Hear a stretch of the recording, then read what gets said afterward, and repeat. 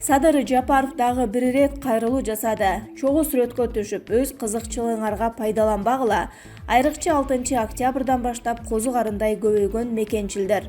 Урматтуу кыргызстандыктар, 6 октябрдан бери миңдеген жарандарыбыз менен сүрөткө түштүм.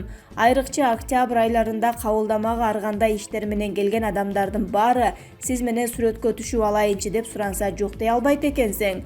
Шайлоодо үгүт учурунда жүргөн мезгилде дагы миңдеген адамдар менен сүрөткө түшүү болду. Чынымды айтайын, ошолордун 99%-ын тааныбаймын.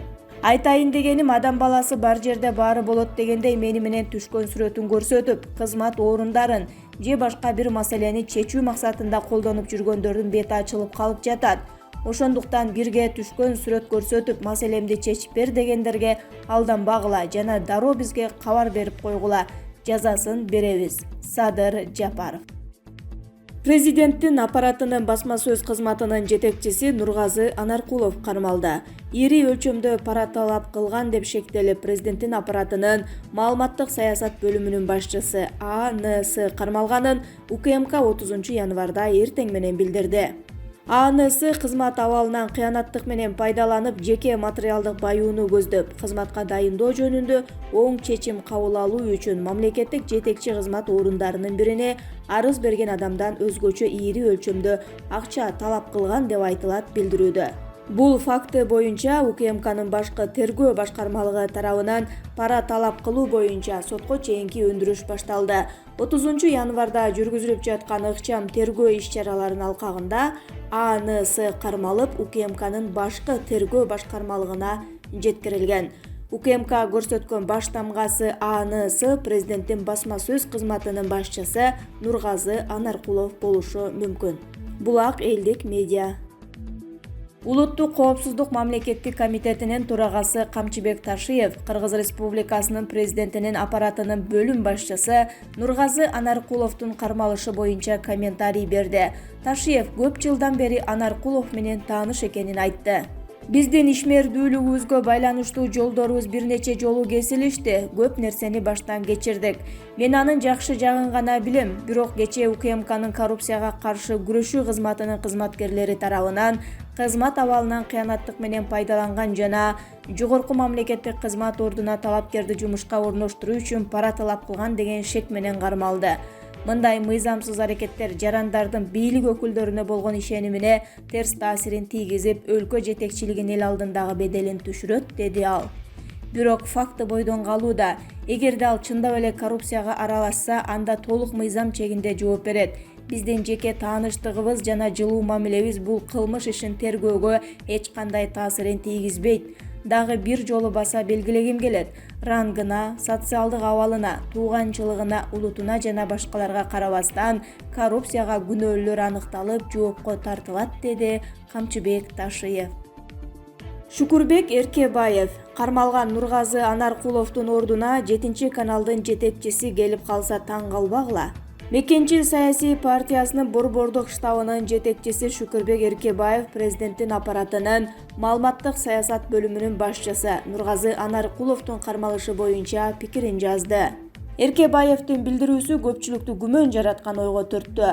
Нургазы Анаркуловдун ордуна 7-каналдын жетекчиси Алтынбек Жумаев келип калса таң калбагыла.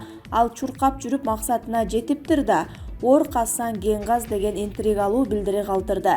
Эске салсак, Нургазы Анаркулов УКМКнын коррупцияга каршы күрөшүү кызматы тарабынан кармалды.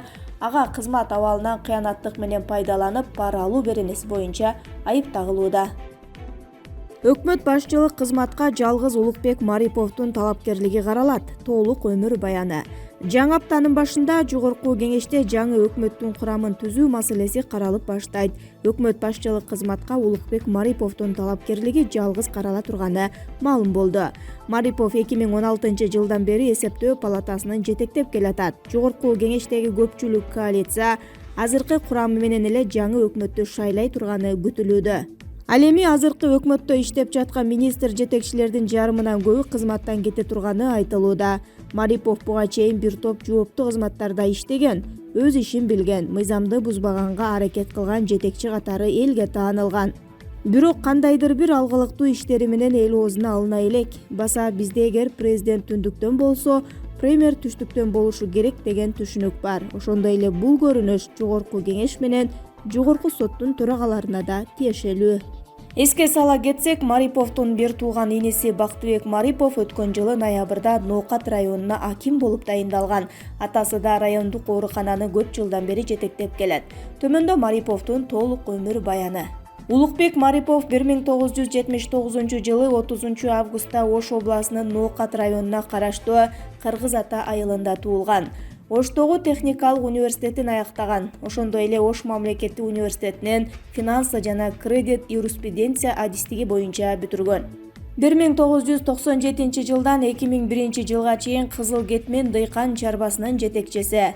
2001 жылдан 2002 жылы Кыргыз Республикасынын Каржы министрлигинде жетектөөчү адес. 2002-2003 жылдары Каржы министрлигинин кирешелер боюнча комитетинин төрагасынын жардамчысы. 2003-2005 жылдары Баткен областынын губернаторунун жардамчысы.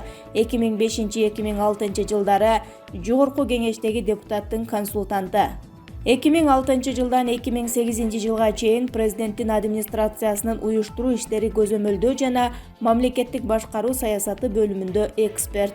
2008 жылдын октябрь айынан 2009 жылдын октябрына чейин президенттин администрациясынын уюштуруу жана мамлекеттик башкаруу саясаты бөлүмүндө мамлекеттик инспектор. 2010 жылы Кыргыз Республикасынын өзгөчө кырдаалдар министрлигинин эл аралык кызматташуу башкармалыгынын жетекчиси. 2010 жылдын декабрынан 2011 жылдын декабрына чейин Кыргыз Республикасынын өкмөтүнүн аппаратынын уюштуруу, инспектордук жана аймактык башкаруу бөлүмүндө инспектор. 2011 жылдын декабрынан 2015 жылдын апрелине чейин Кыргыз Республикасынын президентинин жардамчысы. 2015 жылы Улукбек Марипов Кыргыз Республикасынын президентинин аппаратынын жетекчисинин биринчи орун басары болуп дайындалган. 2016 жылдан бери эсептөө палатасынын төрагасы. Ал мамлекеттик кызматтын 3 класстагы кеңешчиси, мамлекеттик кызматтын атлешниги. Президент Садыр Жапаров мыйзам диктатурасын орнотобуз деди. Учурунда Аскар Акаев, Курманбек Бакиев дагы айткан, бирок бири да орното алган эмес. Мындай пикирди жазуучу Чолпонбек Абыкеев билдирди. Мыйзам диктатурасы кантип орнойт? Президентибиз Садыр Жапаров мыйзам диктатурасын орнотобуз деди. Изги тилек. Учурунда Акаев, Бакиев дагы айткан, бирок бири да орното алган эмес. Тескерисинче мыйзамсыздыкты күчөтүшкөн. Эмне үчүн? Бир аз лирикалык чегинүү кылайын. Кытайлардын империянын жаралышы деген мыкты чыгармасы бар. Кыскартып айтсам, жаш император бийликке келгенде мамлекеттик башкаруу реформасын жасайм дейт. Ордодо иштешкендердин бири да реформаны кантип жасашты билбейт. Ошондо тоодо өзүнчө жашап китеп жазып жүргөн акылманды алдырат. Акылман императордун сөзүн угат да мындай дейт: менин сизге сунушум, мамлекеттик реформа жасайм деп өз башыңызды тозоктун түйшүгүнө салбай эле коюңуз. Сиз императордун баласы болосуз. Төрөлгөндөн эч нерседен кем болбой эрке өстүңүз, кыйынчылык көргөн жоксуз. Реформа жасоо деген тозоктун отун кечкенге барабар иш. Сиз биринчи эле кыйынчылыкка урунганда чалкаңыздан кетесиз. Баары убакыт короткон бекер убаракерчилик болот. Болбой турган ишке баш оорутпай жаш экенсиз. Ордодогу гаремдериңиз менен жыргап жашоо өткөрө бериңиз дейт. Тоодон түшүп келген дербиштин императорго карата айтылган мындай орой сөзү үчүн кошоматчы кеңешчилери башын алалы дешет. Император реформа жасайм деген оюнан кайтпайт. Ошондо тигил акылман: макул, мен реформа жасоонун жолдорун иштеп чыгайын да, аны ишке киргизүүгө жардамдашайын. Бирок биринчи эле тоскоолдукка учурап, сиз оюңузду өзгөрткөндө мен баарын жыйыштырып астыңызга таштайм да өзүмдүн тоомо кетем. Сиз мени бошотосуз деп убадалашат. Ишти мыйзамдарды өзгөртүүдөн башташат. Мамлекетте реформалык иш кызуу жүрүп, талайлар андан жапа чегип, мыйзамдуулук күчөп, мыйзамсыз жашоого көнүп калгандардын нааразычылыгы күчөп, ал түгүл элдик толкундоолорду уюштуруу аракеттери көрүлө баштаган. Императордун агасы, мамлекеттин коргоо министри күнөө кетирип мыйзам боюнча анын мурдун кесиш керек болот. Императордун агасы алгач өзүнүн жаза тартаарына ишенбейт. Жазасыз калбашын түшүнгөндө мурдумду эмес колумду кескиле дегенге өтөт. Жаза аткаруучу ага көнбөйт. Ошондо император инисине арызданып барса, ал баягы реформаторду чакырып, агамдын мурдун эмес колун кескенге тууралап мыйзамды өзгөртпөйсүңбү дейт. Ошондо унчукпай чыгып кеткен реформатор императорго бүт жаңы жазылган мыйзамдарды кайра көтөрүп кирип астына таштайт да: «Мына, мен сизге эмнени айттым эле, реформа жасаш колуңуздан келбейт дебедим беле. Күнөөкөр сиздин агаңыз болгон үчүн мыйзамды өзгөрт деп атасыз. Эгер башка адам болсо жаза токтоосуз аткарылмак. Эгер мыйзам сиздин жакындарга келгенде иштебей, карапайым башкаларга үчүн иштей турган болсо, ал мыйзам эмес. Мыйзам деген катардагы кайырчыдан императорго чейин бирдей күчтө иштеши керек. Ошондо ал мыйзамдык күчүнө ээ болот. Мыйзамга ушундай күч бере албасаңыз, анда сиз реформа жасай албайсыз. Ушул сааттан баштап мамлекеттеги жүргүзүлүп аткан реформа токтоду деп эсептеңиз. Мен болсо тоомо кеттим деп чыгып жөнөй турган болот. Император аны токтотуп, мыйзам талабындагыдай агасынын мурдун кестирүүгө буйрук берет. Жаза эл алдында аткарылат. Муну көргөн эл биздин император калыс адам тура. Мыйзам кайырчыдан императорго чейин бирдей иштейт деген ичинекендешип, көкүткөндөрдүн тилине кирбей көтөрүлүшкө чыкпай коюшат. Ушундай өтө оор реформалык иштер менен бүгүнкү Кытай империясы түптөлүп, бир мамлекетке айланат. Бүгүн Кыргыз мамлекети так ошондогудай кырдаалда турат. Мамлекетте жаңы реформалар башталар босогосунда турабыз. Реформаны ооз менен жасайм деп айтып коюш оңой, ал эми аны аткарыш тозоктун отун кечкенге барабар. Өзгөчө Кыргызстанда биз элинин саны аз, чакан мамлекетпиз. Сураша келсек эле тууган чыгабыз. Акыркы 30 жыл ичинде коом өтө бузулду. Мамлекеттин элдин казынасынан колуңдун жетип алыңдын келишинче уурдоо, ар кандай жолдор менен кызмат абалыңдан пайдаланып, мүмкүнчүлүгүң жетишинче ылайыгы келсе эле пара алуу катардагы жашоо образыбызга айланды. Мамлекетте салык төлөштөн качмай, кош бухгалтерия иштетмей, бажыдан 10 машина товар өтсө, 2син мамлекетке, 8и чөнтөккө кетмей экенин баарыбыз билебиз.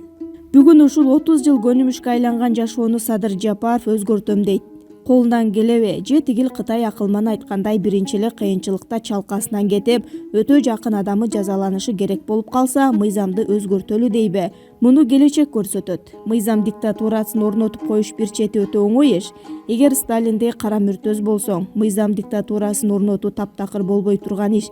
Эгер мыйзам бийликтин төбөсүндө отургандарга, алардын жакындарына иштебей карапайым калкка иштесе. Качан мыйзам диктатурасы орнойт? Адамдар кандай кырдаалга кабылса да, мыйзамдан калканыч, коргоо издей баштаса, анда мыйзам диктатурасы орногон болот.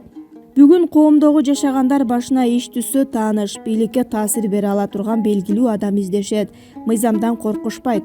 Крышабайт өткөн таанышы жок калуудан коркушат. Каралар аталгандар баардык ишкерлерден, оокаттуулардан салык алышат. Кичине иши жүрүшүп акчалуу болгондор жан сакчы ээртип жүрүшөт.